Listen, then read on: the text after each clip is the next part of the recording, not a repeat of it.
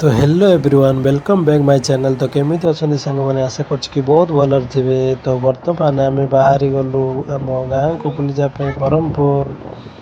तो आमे जर्निंग करछु मुंबई टू ब्रह्मपुर कोणार्क एक्सप्रेस रे। तो सेदिन थिला मार्च मास आ बहुत खरा होतला। स्लीपर रे ट्रैवलिंग करथलो टिके असुविधा तो निहाती भाबरे होतला, किंतु आपण एपटे देखि पारुथिबे बहुत एन्जॉय करथिले अनु ताननु। कहीं अनुर मुंड ताननु कुंडे दौले। एपटे आप देखिपे कि बाहर दृश्य मिलता। आएपटे आप देखिपे सुपु आनु खेलुले।